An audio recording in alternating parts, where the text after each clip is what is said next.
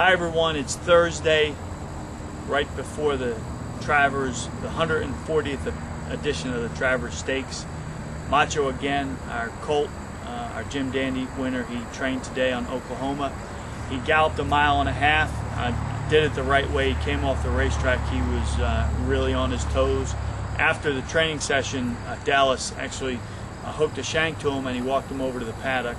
He was really fired up in the paddock. He settled down very nicely, and he walked around the outside ring of the paddock 2 or 3 times, and then we brought him back to the barn, gave him a nice bath, and I went back to see him at about 10:30, and he was flat on his back asleep. So this colt could not be doing any better. I know I've heard that from several of the other connections in the race, but we're going in as good as we can be, and we will have absolutely no excuses on Saturday afternoon when they load up.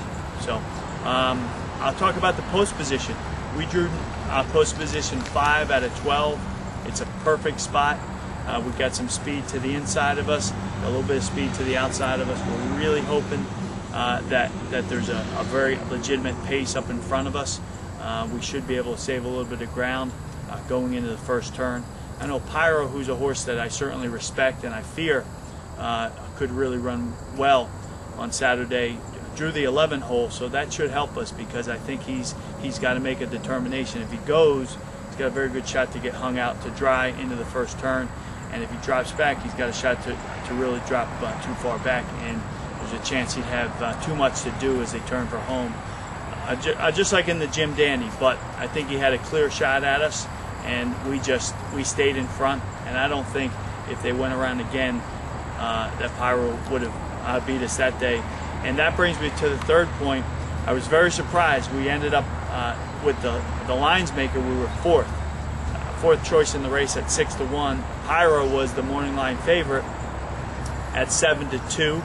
Todd Pletcher's horse, a Harlem Rocker, is 4-1, and Mambo in Seattle is 5-1. I'm not so sure we're going to be 4th choice when they break from the gate. I think we'll probably be 2nd or 3rd choice.